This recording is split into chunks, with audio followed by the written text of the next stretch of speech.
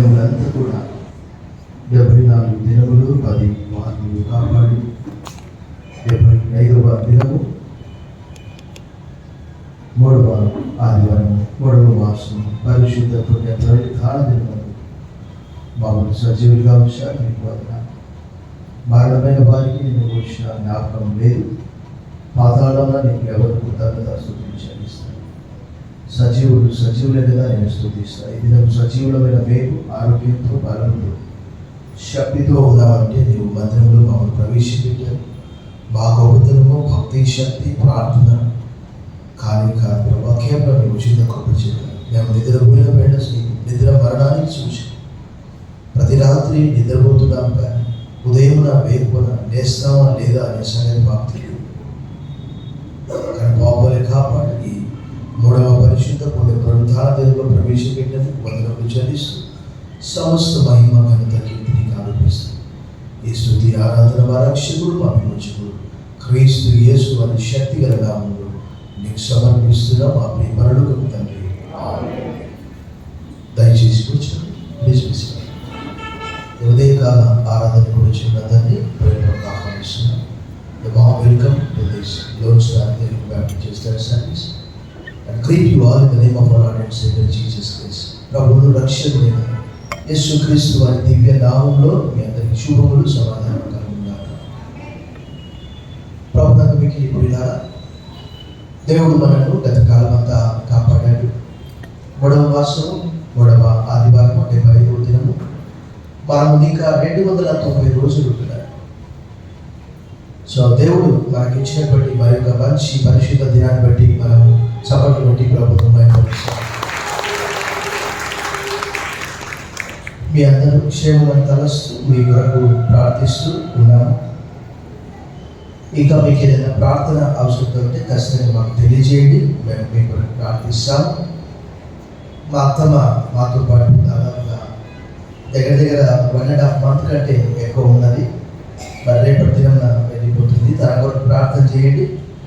మరి ఇక్కడ దేవుని ప్రేమ, దేవుని వాక్యము, పాటలు తనకు ఎంతో దీర్ఘాయువు ఇచ్చాడు. కానీ నేను అనుకునేది ఏంటంటే ఒకే ఒకటి కొరతగా ఉన్నది.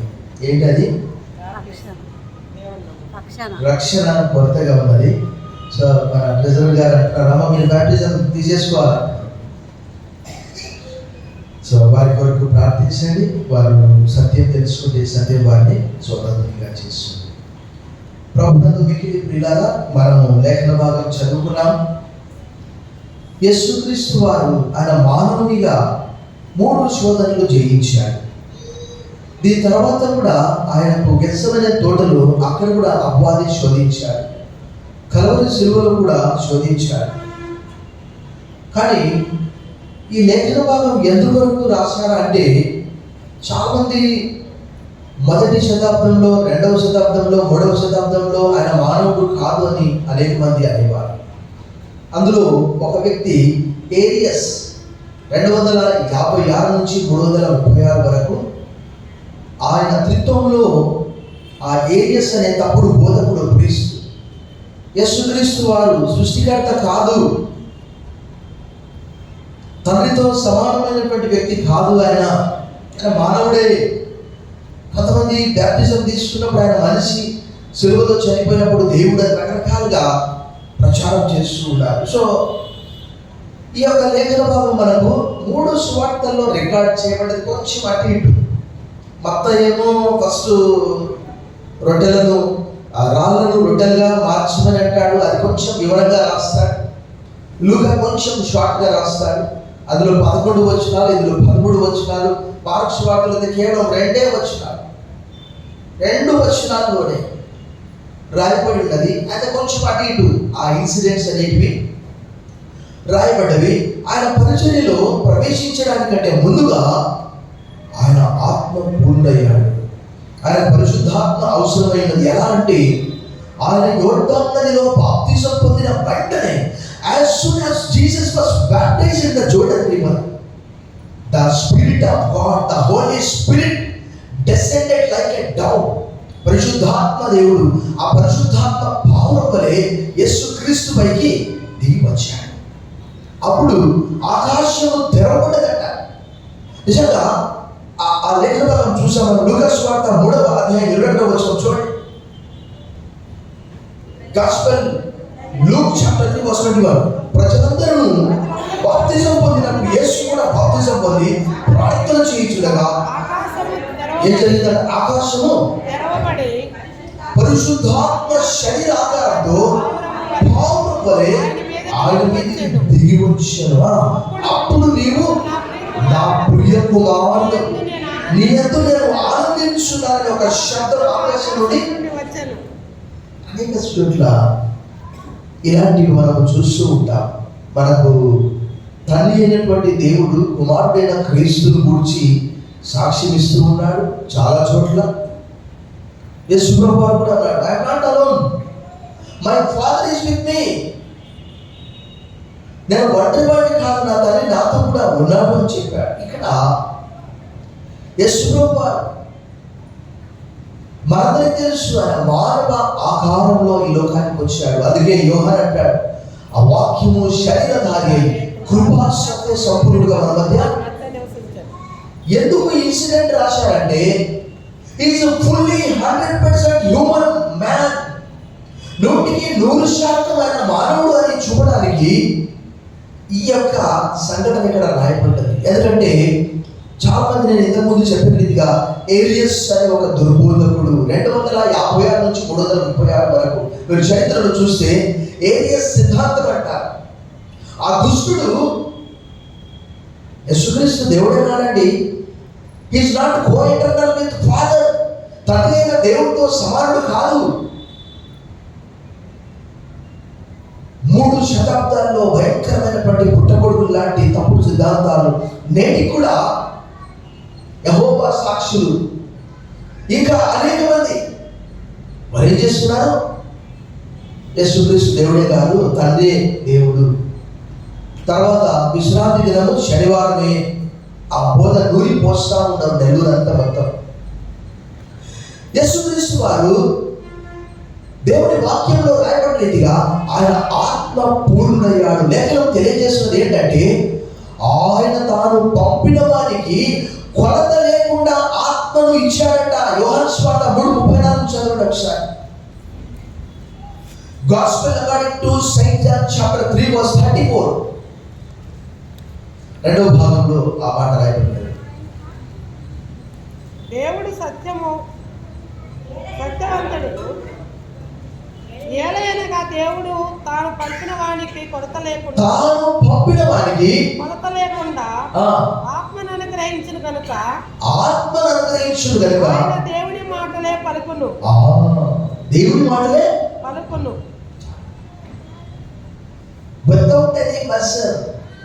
దేవుని యొక్క ఆత్మ సహాయంతో ఆయన శోధనలన్నీ కూడా జయించాడు. అక్కడ మనము చూసాం. లూకాసు వార్త 4వ అధ్యాయం 1వ వచనం చదవండి. యేసు పరిశుద్ధాత్మ పూర్ణుడై యోర్దాను నది నుండి తిరిగి వచ్చి 40 దినములు ఆత్మచేత అరణ్యంలో నడిపింపబడి 2వ వచనం అపవాది చేత అనగా సాతాను చేత శోధింపబడుచుండెను.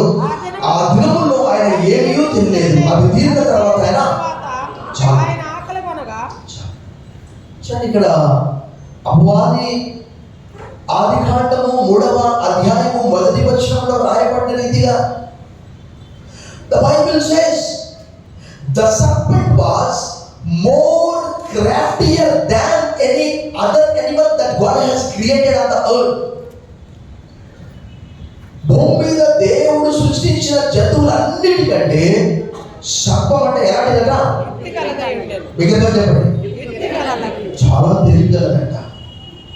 దేవుని మాటనే జస్ట్ అట్లా ట్విస్ట్ చేస్తారంటే.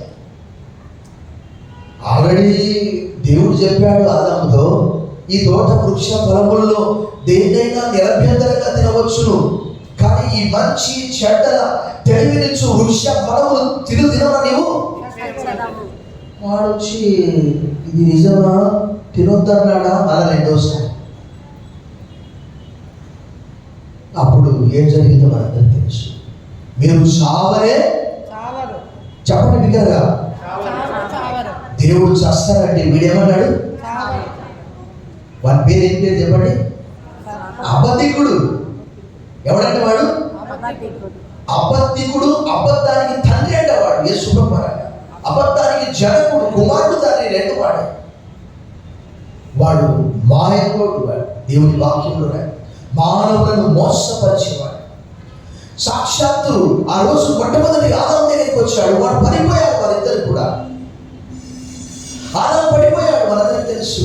దాదాపు 2-3 వారాలు ఆదాము గురించి చెప్పాడు. కానీ చివరి ఆదాము యేసు ప్రభు వారి ఎదురుకు వచ్చాడు. వచ్చి చూడండి, అక్కడ 3వ వచనంలో, అపవాది నీవు దేవుని కుమారుడు అయితే రొట్టె అమ్మునట్లు ఈ రాత్రి చెప్పాను. కరెక్ట్. ఏమంటారు, బాగా వేడిగా ఉన్నప్పుడు వేస్తే ఎక్కడంటే అక్కడ మిస్ అయిపోయాడు. మంచి సమయం చూసి అపవాది దెబ్బ కొట్టాలని ఆ రోజు నుంచి ఆదికాండం 3:15 మనం గుర్తుపెట్టుకోవాలి ప్రవచనం. మరియు నీకును స్త్రీని, నీ సంతానములకు స్త్రీ సంతానములకు భయం కలగజేసిన ఆయన నీ తల మీద కొట్టు, నీవు ఆయన మడి మీద కొడతావు. అది అంటే సర్పము యేసుక్రీస్తు యొక్క మడి మీద కాటు వేస్తాడు. యేసుక్రీస్తు సర్పం యొక్క తలను చితగొడతాడు. సమాధానకర్తయగు దేవుడు సాతాను నీ కాళ్ళ క్రింద శీఘ్రంగా చితిగా త్రొక్కించును కాగా. అపవాది క్రియలను లయపరుచుటకు దేవుని కుమారుడు ప్రత్యక్షమాయను. యోహాను రాసిన 1వ పత్రిక 3:8, లోక 20. యేసుక్రీస్తు వారు మానవునిగా అపవాది చేత శోధింపబడినప్పటికీ లేఖనాలు తెలియజేస్తున్న ఏమనంటే, ఆయన మన బలహీనతలతో సహానుభవం లేనివాడు కాడు, కానీ ఆయన మనమనే శోధింపబడ్డాడు అన్ని విషయాల్లో. ఎలా ఉన్నాడట? పాపము లేనివాడుగా ఉన్నాడట. చప్పట్లు కొట్టి మన ప్రభువును భయపరుస్తాం. మానవ చరిత్రలో మీరు డైరీలో రాసుకోండి. మానవ చరిత్రలో దేవుని వాక్యంలో రాయబడ్డది, పాపము చేయని వాడు ఒకడు లేడట. పాపము చేయని వాడు ఒకడు లేడట. దేవుని వాక్యము సెలవిస్తున్నది. రోమా 3:23, for all have sinned and come short of the glory. सबने गुनाह किया और खुदा की जरा से महरूम है. ఏ భేదము లేదు, అందరూ పాపం చేసి దేవుడు నుంచి భయపడరు. కానీ యేసుక్రీస్తు వారు మన బలహీనతల్లో సహానుభవం లేనివాడు కాదు, కానీ మనల్ని శోధింపబడ్డాను. అని ఎలా ఉన్నాడట? పాపము లేనివాడుగా ఉన్నాడు. దావీదు అంటున్నాడు, ఏమంటున్నాడు? దేవా, నేను పాపంలో పుట్టినవాడను, పాపంలోనే నా తల్లి నన్ను గర్భాన ధరించింది. 51వ కీర్తన 5వ వచనం. ప్రభునందు మిక్కిలి ప్రియులారా, అపవాది ఆ రోజు నుంచి ఆదికాండం 3వ అధ్యాయం 15వ వచనం అక్కడి నుంచి యేసుక్రీస్తుని ఎలాగైనా సంహరించాలి హేరోదులో ప్రవేశించి, హేరోదు ఏం చేశాడు? యేసు ప్రభువు పుట్టినప్పుడు చెప్పండి, శిశువులందరినీ కూడా ఏం చేశాడు? సంహరించాడు. కానీ దేవుడు అద్భుతంగా ఆయన ప్రణాళిక ప్రకారం, మనందరికీ తెలుసు, ఆ శిశువుడు తీసుకొని యోసేపు ఎక్కడికి వెళ్ళాడు? ఐగుప్తుకు పారిపోయాడు. ఐగుప్తు బోర్డర్ నేను చాలా సందర్భాల్లో చెప్పాను. ప్రభునందు మిక్కిలి ప్రియులారా, ఇప్పుడు అపవాది యేసు ప్రభువును శోధించడానికి ఆయన 40 దినాలు, ఎక్కడైతే ఏలియా 40 దినాలు ఉపవాసం ఉండి ప్రార్థించాడో, మోషే 40 దినాలు ఎక్కడైతే ఉపవాసం ఉండి ప్రార్థించాడో, బహుశా హోరేబు కొండ కావచ్చు, సీనాయి కొండ కావచ్చు, అరణ్యంలోనికి ఆయన కొనిపోబడ్డాడు. ఆ అరణ్యం ఎలాంటిదంట? మార్క్స్ వార్త 1వ అధ్యాయంలో మనం చూసాం. Gospel according to Saint mark chapter 1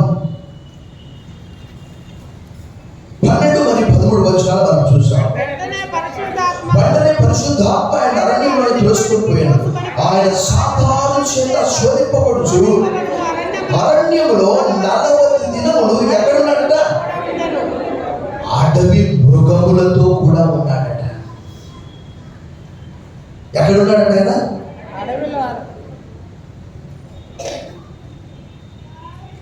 ఆయనతో దేవుడు ఉన్నాడు. ఆయన ఫుల్లీ హ్యూమన్. చాలాసార్లు నాకు ఆశ్చర్యం అనిపిస్తుంది, మానవులు చాలా త్వరగా శోధనలో పడిపోతుంటారు. పౌలు అందుకే అన్నాడు, తాను నిలుచుచున్నారని తలుచుకుని వాడు పడిపోకున్నట్టు జాగ్రత్తగా చూసుకోవాలి. యేసుక్రీస్తు వారిని పడేయాలని అపవాది ఆయా రకాలుగా ప్రయత్నం చేస్తున్నాడు. వాడు నిన్ను నన్ను అనేక రకాలుగా మోసపుస్తూ ఉంటాడు. దేవుడు నీకేం చేశాడు? ఇన్ని సంవత్సరాల నుంచి దేవుడు నీతో కూడా ఉన్నాడని చెప్తున్నావు. నీవు ఉపవాసం ఉంటున్నావు, ప్రార్థన చేస్తున్నావు. దేవుడు నీకు ఏం చేశాడు? అదే సమయంలో యేసు ప్రభువారు ఆకలి ఉన్నప్పుడు ఏమన్నాడు? If you are the son of God turn this stones as a loaves of bread. నీవు దేవుని కుమారుడు అయితే వాడే ఒప్పుకుంటున్నాడు.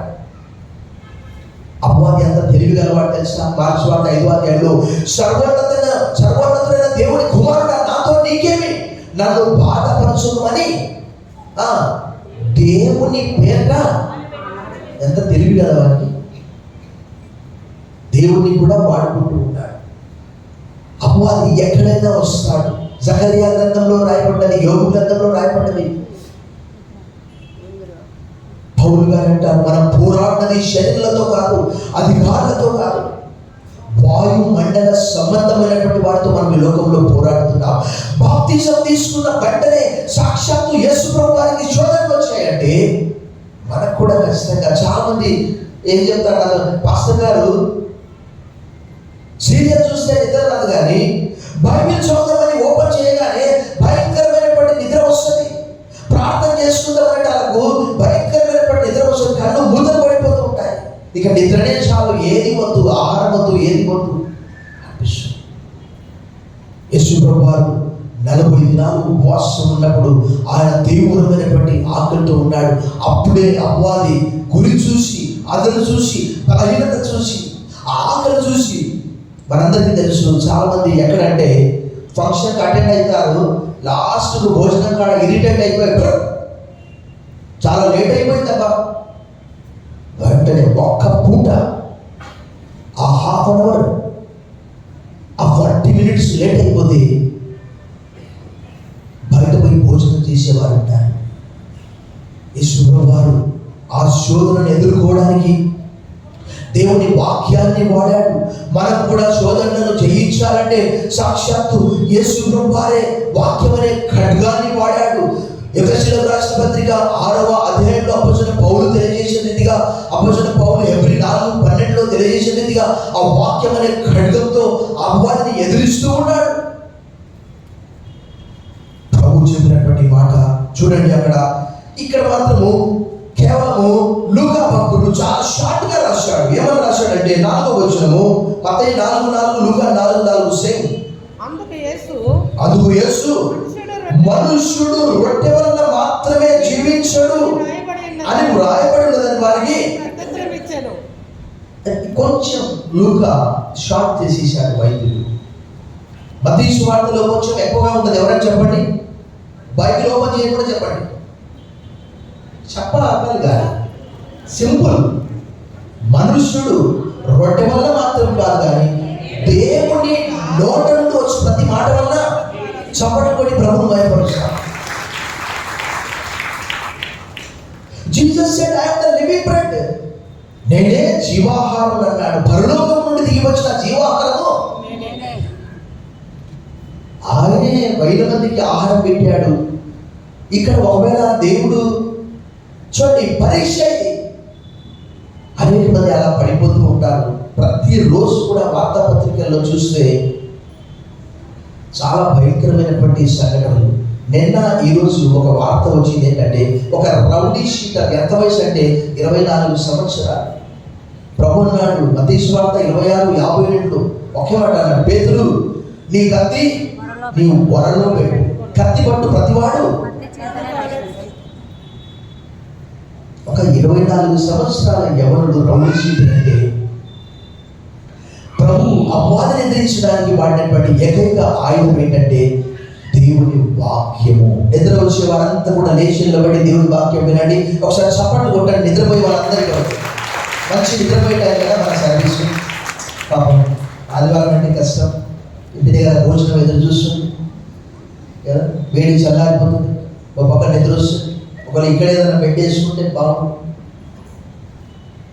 బట్ దేవుని వాక్యం వినాలి తెలిసేది. యేసు ప్రభువారు one does not shall live by bread alone. దేవుని వాక్యాన్నే తీసుకున్నాడు ఆయన. అపవాదికి కూడా దేవుని వాక్యం తెలుసు, వాడు కూడా దాన్ని వాడతాడు. నీకంటే తెలివిగా వాడు భ్రమ పెడతాడు, మనందరికీ తెలుసు. But Jesus quoted from the text, the book of Deuteronomy chapter 8 verse 3. Man shall not live by bread alone, but every word that comes from mouth of God. దేవుని నోటి నుంచి వచ్చే ప్రతి మాట వల్ల. ఈరోజు అనేక మందికి దేవుని వాక్యం లేదు. సడన్ గా ఏదైనా అడిగితే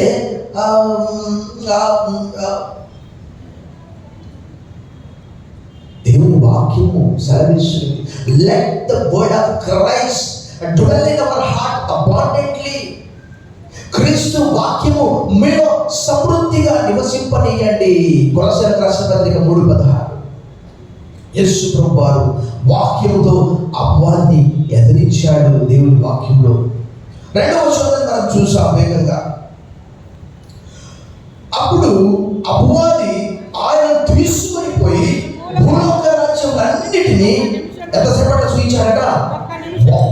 ఒక్క నిమిషంలో ఆయనకు చూపించి, ఈ అధికారమంతా కూడా ఈ రాజ్యంలో మహిమయు నీకు ఇత్తును, అది నాకు అప్పగింపబడినది, అది ఎవరికి నేను ఇవ్వకూడదు, వారికి. రెండవ శోధన మొట్టమొదటి భౌతికమైనటువంటిది. మనందరికీ తెలుసు, ఇశ్రాయేలీయులు అరణ్యంలో ఎలాంటి ఆహారం తిన్నారు? దేవుని వాక్యంలో రాయబడ్డది. ఎలాంటి ఆహారం? దేవదూతలు తినే మన్నా తిన్నారట. చప్పట్లు కొట్టి ప్రభువును మహిమపరుస్తారు. ఒకసారి చూసాం మనం 78వ కీర్తనలో కీర్తనకారులు 78వ కీర్తన 25వ వచనంలో ఇలా రాయబడ్డది. 24 నుంచి, ఆహారములకై ఆయన వారి మీద మన్నాను కురిపించను, ఆకాశ ధాన్యం వారికి అనుగ్రహించాను, దేవ దూతల ఆహారము నరులు భుజించి భోజన పదార్థములు వారికి సమృద్ధిగా పంపాను. ఆకాశమందు తూర్పు గాలి ఆయన విసర్జించాను, తన బలం చేత దక్షిణం గాలి రప్పించిన, ధూళి అంత విస్తారంగా ఏంటట? మాంసమునట. సముద్రపు విస్తరణంత విస్తారంగా రెక్కలు గల పిట్టలు ఆయన వారి మీద. ఈ 40 రోజులు ప్రభు ఉపవాసం ఉన్నాడంటే ఆయన మానవుడిగా ఆఖరిగా ఉన్నాడు. మనందరికీ తెలుసు, సువార్తలో మత్తయి సువార్త 22లో ఆయన దారిన వెళ్ళేటప్పుడు ఆకలి అయితే అక్కడ అంజూరపు చెట్టుకి ఏమైనా పండ్లు ఉన్నాయా అని చూశాడు. ఆ సమయానికి ఆ పండ్లు లేకపోతే నీవెప్పటికీ ఆ పండ్లు కాయకుందువు గాక అన్నాడు. వెంటనే ఆ చెట్టు మాడిపోయిందంతే. సో రెండవ శోధనను ఎదుర్కోవడానికి మత్తయి భక్తుడు కొంచెం తేడాగా రాస్తాడు, లూకా భక్తుడు కొంచెం. ఏంటి అని అంటే, మొట్టమొదటిగా దేవాలయ శిఖరమును తీసుకొని వెళ్ళినట్టు మత్తయి సువార్తలో రాయబడినది. ఇక్కడ మాత్రము ఎత్తైనటువంటి స్థలములకు లేక రాజ్యములన్నింటినీ కూడా చూపించినట్టు ఒకసారి మనం మత్తయి సువార్త 4 చూసాం. మత్తయి సువార్త 4వ అధ్యాయం, 4వ అధ్యాయంలో 2వ వచనం, 5వ వచనం, అంతటా అపవాది పరిశుద్ధ పట్టణంలోకి ఆయన తీసుకొని పోయి దేవాలయ శిఖరమైన నిలబెట్టి. ఇక్కడ లూకా సువార్తలు చూస్తే మనం 4వ అధ్యాయంలో 9వ వచనంలో చూడండి. పిమ్మట ఆయనను యెరూషలేమునకు తీసుకొని పోయి దేవాలయ శిఖరమైన. చాలు. ఇక్కడనేమో భక్తుడు 2వ శోధనగా దీన్ని రాస్తూ ఉన్నాడు. ఇక్కడనేమో 3వ శోధనగా ఇది రాయబడింది. మొట్టమొదటిది భౌతికమైనటువంటి శోధన, రెండవది ఎలాంటిదంటే మానసికమైనటువంటి శోధన. ఈ ప్రపంచ రాజ్యాలన్నింటినీ కూడా నేను నీకు ఇస్తాను అని అపవాది ఏం చేస్తున్నాడు? ఐగుప్తు నీకు ఇస్తాను, అమెరికా నీకు ఇస్తాను, ఆస్ట్రేలియా నీకు ఇస్తాను, కెనడా నీకు ఇస్తాను, భారతదేశాన్ని నీకు ఇస్తాను. ఇప్పుడు మనం చూస్తున్నాము రాజ్యాల కొరకు ఎలా కొట్టుకుంటున్నారు. మొత్తం ఎటు చూసినా గుట్టలుగా శవాలు. రష్యా ఉక్రెయిన్ మధ్యలో యుద్ధము జరుగుతూ ఉన్నది. 3 సంవత్సరాలకు పైగా అయిపోయింది. లక్షల మంది సైనికులు, సాధారణ ప్రజలు కూడా చనిపోయారు. అపవాది అలాంటి రాజ్యాలను చూపిస్తున్నాడు. యేసు ప్రభువు అన్నాడు, నా రాజ్యము ఈ లోక సంబంధమైనటువంటిది కాదు అని అనేక సందర్భాల్లో యోహాను 6:15 ఆయన పట్టుకొని ఏం చేశారు? రాజుగా చేయాలనుకున్నారు. కానీ ఆయన అక్కడి నుంచి తప్పించుకొని వెళ్ళాడు. పిలాతు అడిగాడు, నీవు యూదులకు నీవు అన్నట్టే అన్నాడు. కానీ నా రాజ్యం ఇహలోక సంబంధమైనది కాదు, యుద్ధాలు చేసే రాజ్యం కాదు, మషిన్ గంటల రాజ్యం కాదు, అనుభవములు వేసే రాజ్యం కాదు. నా రాజ్యం పూర్తిగా వేరుగా ఉంటున్నది. అక్కడ నీతి ఉంటుంది, న్యాయం ఉంటున్నది. దేవుడి వాక్యంలో రాయబడి 89వ కీర్తన 14వ వచనంలో రాయబడి, కీర్తనల గ్రంథంలో అనేక చోట్ల ఆయన బీదలకు న్యాయం తీర్చుననే మాట కూడా రాయబడ్డది. ఆ రాజ్యాలన్నింటినీ కూడా ఎంతసేపట్లో చూపించాడంట అపవాది? ఒక్క నిమిషంలోనంట. ఎవరైనా పరీక్షించాలంటే ఏం చేయాలంట? అధికారం ఇచ్చి చూడాలంట. అప్పుడు చూపిస్తారు, వాళ్ళ తడాకా చూసుకో, చుక్కలు చూపిస్తారు. ఎవరైనా పరీక్షించాలంటే అధికారం ఇస్తే తెలుస్తుంది వాళ్ళ పవర్ ఏంటో. ఇక్కడ కూడా ఈ అధికారం అంతయు, ఆల్ దిస్ అథారిటీ, కానీ యేసు ప్రభువారు ఏమన్నారు? All the authority has entrusted to me on the earth and in heaven. అపవాదికి ఒకవేళ ఈ లోక సంబంధమైనటువంటి అధికారం ఉండొచ్చు, కానీ దేవునికి ఈ లోకంలో పరలోకంలో కూడా అధికారం ఉన్నది. అప్పుడు యేసు ప్రభువారు 2వ శోధనకు చెప్పినటువంటి జవాబు 4:7. కాబట్టి నీవు నాకు మొక్కితివా, ఇదంతయు నీదన్నని ఆయనతో చెప్పాను. అందుకు యేసు, నీ దేవుడైన ప్రభువులకు మొక్కి ఆయన మాత్రము సరిపోవాలి అని రాయబడినది వారికి. 9వ వచనం చదవండి. పిమ్మట ఆయనను యెరూషలేమునకు తీసుకొని పోయి దేవాలయ శిఖరమున నిలబెట్టి, నీవు దేవుని కుమారుడైతే ఇక్కడ నుండి క్రిందికి నిన్ను కాపాడుటకు నిన్ను గూర్చి తన దూతలకు ఆయన ఆజ్ఞాపించు. ఇక్కడ కూడా ఇది ఎలాంటిది అంటే ఒక ఆధ్యాత్మిక శోధన, ఆ స్పిరిచువల్ టెంప్టేషన్. నీవు దేవుని కుమారుడమైతే రాళ్ళు రొట్టెలేటట్లు ఆజ్ఞాపించు. నీవు నాకు మ్రొక్కితే ఈ లోక రాజ్యాలన్నీ కూడా అధికారం అంతా కూడా నీకు ఇస్తాను. నీవు దేవుని కుమారుడమైతే దేవుని వాక్యము సెలవిస్తూ వాడి కొంచెం ట్విస్ట్ చేస్తాడు. ఈ వాక్యభాగం అంతా కూడా 91వ కీర్తన 11వ వచనంలో రాయబడింది. దాన్ని వాడు కొంచెం అట్లా మింగేస్తాడు అంతే. దేవుని వాక్యం మనం నేర్చుకొని వాడు కారణం ఏంటంటే మనం స్థిరపడతాం, బలపడతాము. భక్తుడు పేతురు అంటాడు, లోకమందున్న మీ సహోదరులేదు ఇట్టి శ్రమలే ఇట్టి శోధనలే నెరవేరుచున్నవని ఎరిగి వారిని ఎదిరించండి. దేవుని దగ్గరికి వస్తే అపవాదిని ఎదిరించడానికి సులభం అవుతుంది. యాకోబుడు అంటాడు, దేవునికి లోపడండి, అపవాదిని ఎదిరించండి. మనం స్వార్థంగా ఏది కూడా చేయలేం. సాక్షాత్తు యేసు ప్రభువారు కూడా అపవాదిని ఆత్మ సహాయంతో, వాక్య సహాయంతో వారిని వెలగొట్టాడు. అప్పుడు చూడండి, అక్కడ నీ పాదం ఎప్పుడైనా రాతికి తగలకుండా వారు నిన్ను చేతులతో ఎత్తుకొందరని రాయబడినది ఆయనతో. ఆ దేవాలయం ఎత్తు ఎంత తెలుసా? 600 మీటర్లు.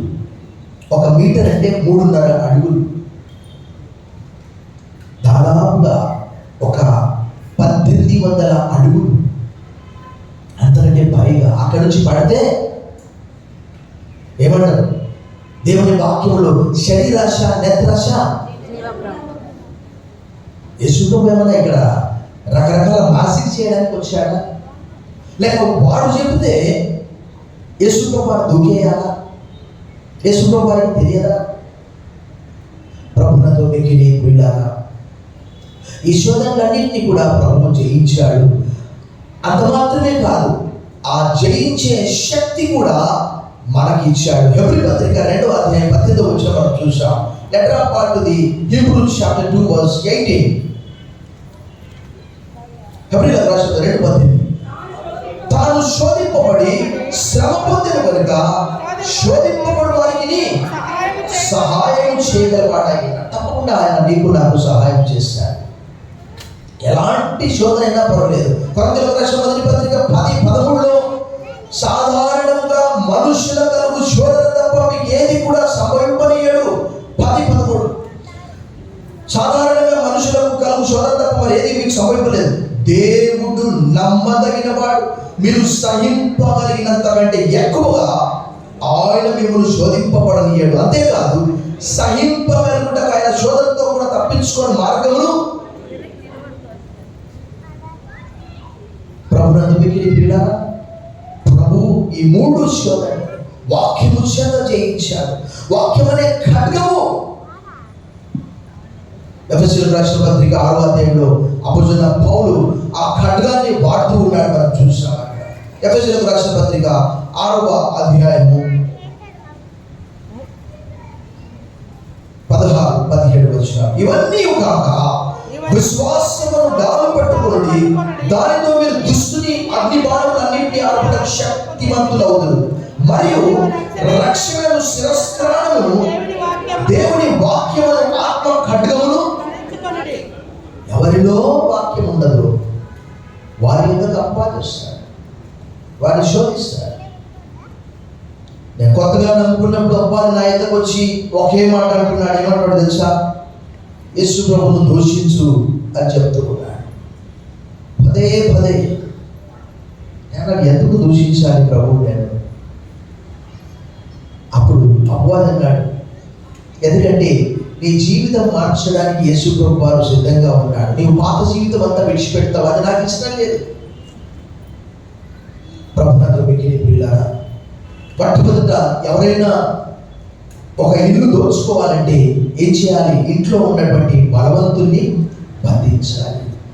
దేవుని వాక్యంలో యేసు ప్రభు వారే ఆ మాట చెప్పాడు. మత్తయి సువార్త 12:29, మార్కు సువార్త 3:27. ఆ బలవంతుడు ఎవరంటే అపవాది. వాడిని బంధించేశాడు. తర్వాత వాక్యంలో రాయబడ్డ విషయం ఏంటి తెలుసా? అపవాది కొంతకాలం మట్టుకే యేసు ప్రభు వారిని విడిచిపెట్టిపోయాడట. కొంతకాలం మట్టుకే. తర్వాత మళ్ళీ వచ్చాడు, గెత్సెమనే తోటకు వచ్చాడు. తర్వాత పేతురులో కూడా ప్రవేశించాడు. రకరకాలుగా. అయితే as soon as the devil departed Jesus, angels had come to minister unto Jesus అనే మాట ఆంగ్లంలో రాయబడింది. అప్పుడు అపవాది ఆయన విడిచిపెట్టిపోయిన తర్వాత దేవదూతలు వచ్చి ఏం చేశారట? చప్పట్లు కొట్టి మన ప్రభువుని గౌరవించారు. ప్రభు అన్నాడు ఒకానొక సందర్భంలో, ఈ సమయంలో నేను ప్రార్థన చేస్తే గెత్సెమనే తోటలో ఎంతమందిని దేవుడు పంపిస్తాడు? చెప్పండి. 12,000 సేనా వ్యూహాలు. ఒక సేనా వ్యూహం ఇసుకోండి 6,000 మంది.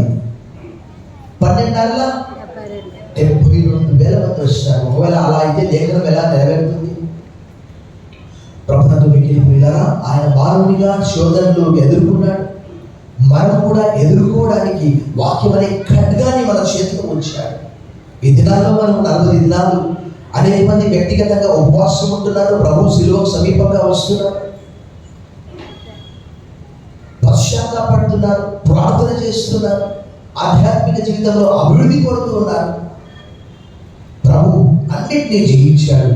జయించే శక్తి కూడా మనకిచ్చాడు. తల వచ్చండి, ప్రార్థన చేశాం. సర్వశక్తి గల దేవా, ఈ మంచి దినంలో మమ్మల్ని ప్రవేశపెట్టారు. మీకు వందనాలు. ఈ 3 శోధనలు నీవు ఎలా జయించావు? శరీరాశ, నేత్రాశ, జీవోద్దంభం దాని వల్ల పుట్టినవి కావు. వాటిని మీరు జయించారు ప్రభా. జయించే శక్తి కూడా మాకు ఇచ్చారు. మీకు వందనములు చెల్లిస్తూ యేసు నామములో ప్రార్థిస్తున్నాం తండ్రి. ఆమేన్.